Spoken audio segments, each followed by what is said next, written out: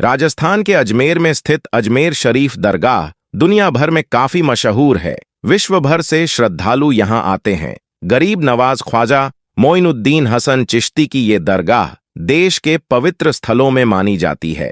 यहाँ दुनिया भर की जानी मानी हस्तियां आकर अदब से सर झुका चुकी हैं। यह बेहद पवित्र स्थल माना गया है।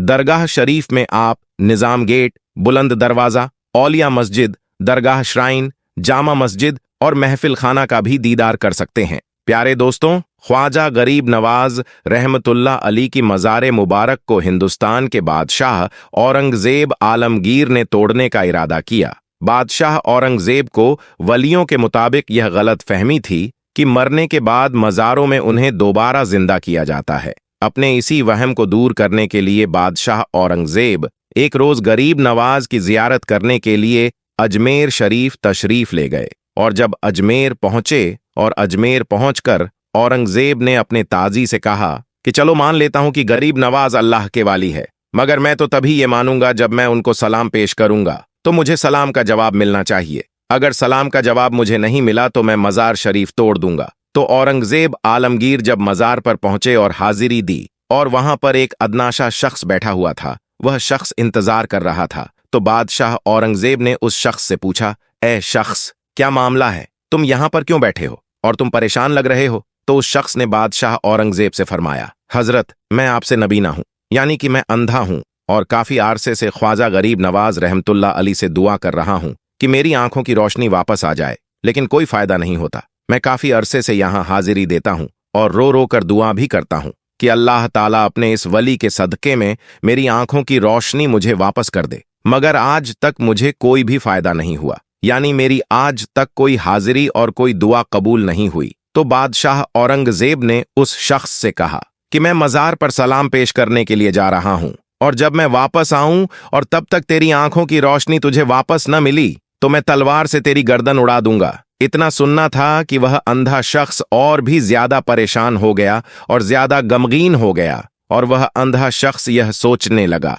अब तक तो मेरी आंखों की रोशनी नहीं थी, लेकिन अब मेरे गर्दन की बारी आ गई है। यानी वह अंधा शख्स कहने लगा, अब तक तो मैं मेरी आंखों से परेशान था, लेकिन मेरी आंखों की रोशनी नहीं है, मैं अंधा हूं। लेकिन बादशाह ने जब मेरी गर्दन उड़ाने की बात कही है, यानी अब मेरा बचना बहुत ही ज्यादा मुश्किल नजर आ रहा है। फिर उस अंधे शख्स ने जोर जोर से रो रो कर और तड़प तड़प कर ख्वाजा गरीब नवाज से फरियाद करने लगा। और जब बादशाह औरंगजेब ने ख्वाजा गरीब नवाज को सलाम पेश किया, यानी कि जब बादशाह औरंगजेब मज़ार के पास गए और मज़ार के पास जाकर उन्होंने सलाम अर्ज किया, तो मज़ार में से कोई जवाब नहीं मिला। जब बादशाह औरंगजेब ने एक मर्तबा सलाम पेश किया तो जवाब नहीं मिला। फिर बादशाह औरंगजेब ने दूसरी मर्तबा सलाम पेश किया तो फिर भी जवाब नहीं मिला। लेकिन जब तीसरी मर्तबा बादशाह औरंगजेब ने सलाम किया तो अंदर से आवाज आई, वालेकुम अस्सलाम वरहमतुल्लाहि व बारकातुहू। फिर मज़ार शरीफ से आवाज आती है, ए बादशाह औरंगजेब, दोबारा ऐसी जिद न करना, क्योंकि तुम्हारी जिद की वजह से मैं उस अंधे आदमी की आंखों की रोशनी लेने अर्श इलाही पर गया था और इसी वजह से तुम्हारे सलाम के जवाब देने में देर हो गई। सुभान अल्लाह। ख्वाजा गरीब नवाज की करामात को देखने के बाद बादशाह औरंगजेब रहमतुल्लाह ही ताला अलैहि खुद एक अल्लाह के वली बन गए। तो मेरे प्यारे दोस्तों, यह शान होती है अल्लाह ताला के वलियों की, यानी यह वाक्य होना था कि बादशाह औरंगजेब रहमतुल्लाह ही ताला अलैहि एक बहुत ही बड़े अल्लाह के वली बन गए, जिन्होंने एक किताब लिखी है फतेहाबाद आलमगीर, जो कि इस्लाम के मुताबिक फतवे देती है, जो इस्लाम के कानून को मानती है, जो इस्लाम के कानून को देखकर बनाया गया है और बड़े बड़े मसले उसी किताब से हल किए जाते हैं।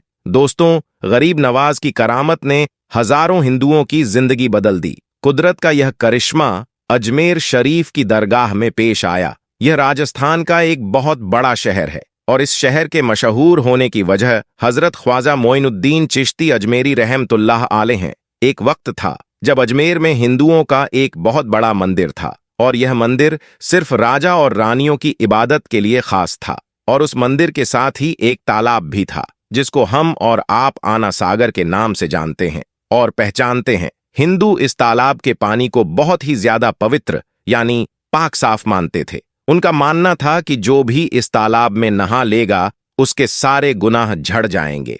कहते हैं कि इस मंदिर में रात को इतने चिराग जलते थे कि हर रात 3.5 मन तेल उन चिरागों में इस्तेमाल होता था। अगल बगल के देहाती इलाके मंदिर के नाम थे, यानी उन देहात की आमदनी मंदिर पर खर्च होती थी। उस मंदिर में हजारों लोग रहते थे जिनका काम आने वालों की सेवा और देखभाल करना था कि कौन सा खुदा बेटा देता है, कौन सा देवता सेहत और तंदुरुस्ती का मालिक है और किस मूर्ति की पूजा से दौलत की बारिश होती है। हजरत ख्वाजा गरीब नवाज रहमतुल्लाह आले उस मंदिर के पास चले गए और आना सागर से कुछ दूरी पर चटाई बिछाकर अपने मुरीदों के साथ बैठ गए और उसी वक्त अजान वक्त हो गया। लिहाजा आप रहमतुल्लाह आले ने हजरत कुतुबुद्दीन बख्तियार काकी रहमतुल्लाह आले से अजान देने को कहा। अजमेर में अल्लाह की वहदानियत और सल्लल्लाहु अलैहि वसल्लम की रिसलत का यह पहला इलम था। वह लोग इस्लाम को नहीं जानते थे कि इस्लाम क्या है। चुनांचे अजान की आवाज सुनकर वह हैरान हो गए और अपने घर से निकल आए। सब मुसाफिरों ने आना सागर के पानी से वजू किया और नमाज पढ़ना शुरू किया। सब हिंदू हैरान रह गए कि सब भगवान तो अंदर हैं, तो फिर ये लोग किस भगवान को पुकार रहे हैं। जब शाम हुई तो राजा के ऊंट जो दिन में चरने के लिए गए हुए थे अपने चरवाहों के साथ वापस आने लगे। इत्तेफाक से जहां ख्वाजा गरीब नवाज रहमतुल्लाह आले अपने साथियों के साथ बैठे हुए थे, वह जगह राजा के ऊंटों के बैठने की जगह थी। चरवाहों ने ख्वाजा गरीब नवाज रहमतुल्लाह अली से कहा, उठो बाबा, ऊंटों के बैठने की जगह खाली करो। आप रहमतुल्लाह अली ने फरमाया कि इतना बड़ा मैदान पड़ा है, ऊंट तो कहीं भी बैठ सकते हैं, क्यों मुसाफिरों को तंग करते हो। लेकिन वह ना माने और जिद कर रहे हैं कि ऊंट इसी जगह पर बैठेंगे। आखिर उन्होंने बहुत बदतमीजी से कहा, ये राजा के ऊंटों के बैठने की जगह है और इधर राजा के ऊंट ही बैठेंगे, तुम लोग कहीं और डेरा लगाओ। आखिर आप रहमतुल्लाह आले ने उठते हुए हजरत कुतुबुद्दीन बख्तियार काकी रहमतुल्लाह आले से फरमाया, उठो कुतुबुद्दीन, यह कह रहे हैं कि ऊंटों के बैठने की जगह है तो चलो ऊंट ही बैठे रहेंगे। यह कहकर आप रहमतुल्लाह आले अपने साथियों के साथ वहां से उठ गए। अगली सुबह जब ऊंटों को चराने का वक्त आया और उनको चराने के लिए जाने लगे तो चरवाहों ने ऊंटों को उठाना चाहा, लेकिन पता नहीं वो ऊंट तो उठने के काबिल ही नहीं थे। उन्होंने ऊंट को मार मार कर जबरदस्ती उठाना चाहा, लेकिन वह बैठे ही रहे। चरवाहे बहुत ज्यादा परेशान थे कि जो ऊंट उनके एक इशारे पर उठ जाते थे, आज क्या हो गया है, क्यों नहीं उठ पा रहे हैं। आखिर उन्हें याद आया कि कल उस मुसाफिर फकीर ने कहा था कि चलो ऊंट ही बैठे रहेंगे। लोग इकट्ठा होना शुरू हो गए। कोई कह रहा था कि फकीर कोई काबिल जादूगर है और किसी ने कहा कि वह कोई भगवान का अवतार है। धीरे धीरे बात राजा तक पहुंच गई कि एक मुसाफिर फकीर ने राजा के ऊंटों पर जादू कर दिया है। राजा ने ख्वाजा गरीब नवाज रहमतुल्लाह अलैह को पैगाम भेजा कि तुम कैसे फकीर हो जो बेजुबानों को बांध कर रखते हो, यह बेचारे भूख प्यास से मर जाएंगे, इसलिए मेहरबानी करके अपना जादू वापस ले लो। आप रहमतुल्लाह अलैहि ने फरमाया कि हम मुसलमान हैं और मुसलमान बद्दुआ नहीं करते, ना ही जादू करते हैं। जाओ कहो जिसके हुक्म से बैठे थे उसी के हुक्म से उठ खड़े हो जाओ। अब जो जाकर उठाया तो ऊंट फौरन उठ गए और हिंदुओं की दिलचस्पी उन मुसाफिरों में बढ़ने लगी। 5 वक्त अजान होती और नमाज की अदायगी की जाती। आखिर राजा तक यह बात पहुंच गई। कुछ फकीर आए हैं जो मुसलमान हैं, 5 वक्त अजान देते हैं और हमारे पवित्र तालाब को हाथ मुंह धोकर भ्रष्ट करते हैं, यानी कि नापाक कर देते हैं, और तो और हमारे धर्म के खिलाफ बातें करते हैं। कहते हैं कि मूर्तियां पूजने के काबिल नहीं है, यह तो सिर्फ पत्थर हैं, इसलिए इन्हें यहां से उठाया जाना चाहिए। राजा ने फकीरों को पैगाम भिजवाया कि तुम लोग मांस गोश्त खाते हो, हमारे धर्म के खिलाफ बोलते हो, और तो और हमारे तालाब को अपने हाथ डालकर नापाक करते हो, जो हम बर्दाश्त नहीं कर सकते, इसलिए तुम लोग यहां से चले जाओ। आप रहमतुल्लाह अली ने फरमाया कि और भी तो दुनिया आती है, हमारे पानी पी लेने से कौन सी कमी आ जाएगी। लेकिन वह कहने लगे कि वह सब हमारे अपने धर्म के लोग हैं और तुम दूसरे धर्म के हो। आइंदा तुम लोगों ने तालाब को नापाक किया तो हम बर्दाश्त नहीं करेंगे। आप रहमतुल्लाह आले ने हजरत कुतुबुद्दीन बख्तियार काकी रहमतुल्लाह अली से फरमाया, कुतुबुद्दीन, शायद यह लोग आइंदा हमारे पानी पी लेने पर कोई लड़ाई झगड़ा करेंगे। जाओ एक मशकिजा पानी ले आओ ताकि जरूरत के वक्त कुछ तो पानी मौजूद हो। लिहाजा हजरत कुतुबुद्दीन बख्तियार काकी रहमतुल्लाह आले ने उनसे फरमाया कि चलो हम मशकिजा भर लेते हैं। वह इस शर्त पर मान गए कि तुम्हारा जिस्म पानी से छूना नहीं चाहिए। हजरत कुतुबुद्दीन बख्तियार काकी रहमतुल्लाह अलैह तालाब की सीढ़ियों पर जाकर बैठे और मशकिजा पानी में डुबो दिया। जब वह भर गया तो हजरत कुतुबुद्दीन बख्तियार काकी रहमतुल्लाह अलैह ने वह मशकिज़ा ऊपर खींचा, लेकिन जैसे ही मशकिज़ा पानी से बाहर निकाला आना सागर का पानी सूख चुका था। ऐसा लग रहा था कि आना सागर का सारा पानी मशकिज़ा में बंद हो गया था। आना सागर का सूखना था कि पूरे अजमेर में कोहराम मच गया और वह रो रहे थे कि जो हम गुनाहों की गठरियां लाते हैं और आना सागर में गुसल करके उनसे छुटकारा पा लेते हैं, अब हम गुनाहों का बोझ लिए किधर जाएंगे। सारे इलाके में खबर फैल गई कि मुसाफिर फकीर ने जादू के जोर से आना सागर को सुखा दिया है।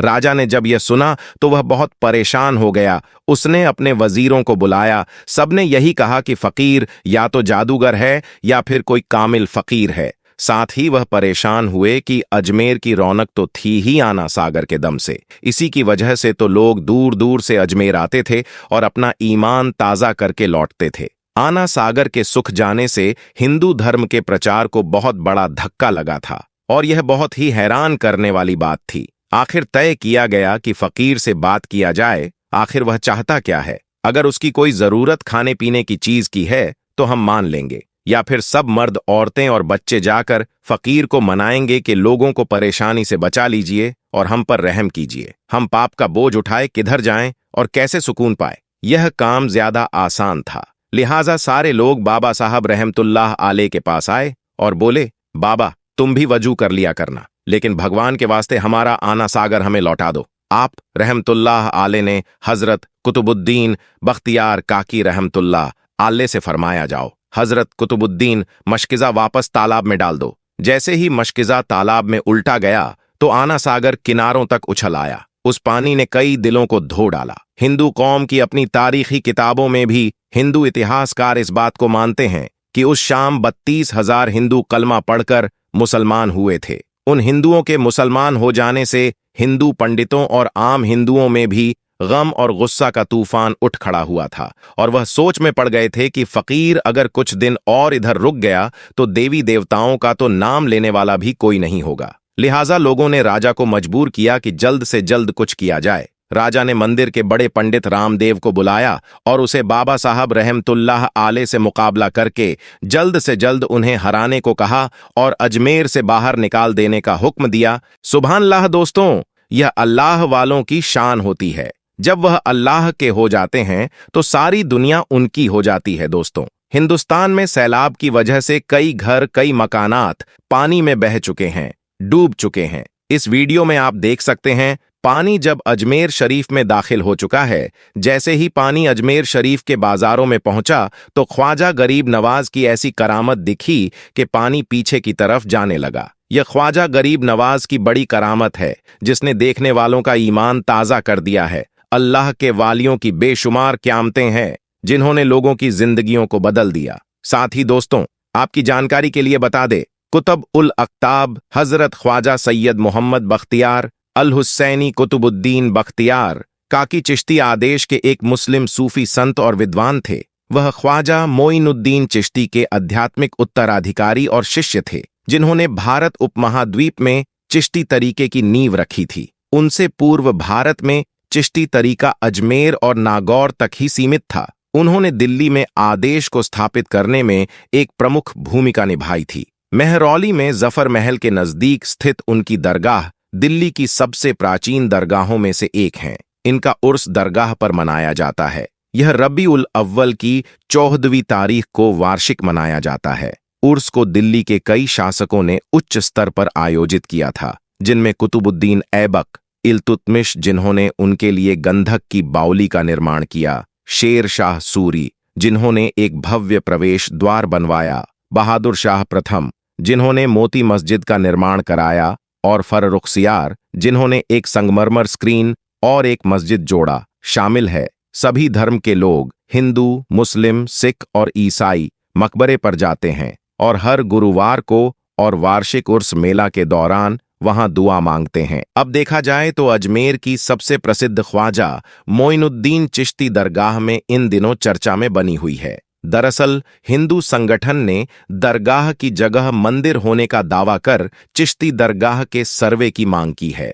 ऐसा दावा है कि जहां पर यह झोपड़ा बना हुआ है वहां पहले संस्कृत विद्यालय और मंदिर हुआ करता था। जिसे तोड़कर अफगान सेनापति मोहम्मद गौरी ने 2.5 दिन का झोंपड़ा बनवाया दिया। हालांकि आज भी इसके मुख्य द्वार के बाईं तरफ संगमरमर के शिलालेख पर संस्कृत में विद्यालय के बारे में जानकारी लिखे होने का दावा किया जाता है। दोस्तों, आज की वीडियो में बस इतना ही। दोस्तों, कमेंट में हमें जरूर बताइएगा कि आपने इस कहानी से क्या सबक हासिल किया। उम्मीद करते हैं वीडियो पसंद आई होगी। इसे लाइक करते हुए दोस्तों के साथ शेयर करना मत भूलिएगा। जाते जाते फिर कंफर्म कर लीजिएगा कि आपने हमारा चैनल सब्सक्राइब कर रखा है। अगर नहीं किया तो फौरन सब्सक्राइब करते हुए बेल आइकन को क्लिक कर दीजिएगा, ताकि हमारे आने वाली वीडियो का नोटिफिकेशन बर वक्त आपको मिलता रहे। अपना बहुत ख्याल रखिएगा और उनका भी जिनका कोई ख्याल नहीं रखता। आने वाली वीडियो में दोबारा आपसे मुलाकात होगी। तब तक के लिए अल्लाह हाफिज।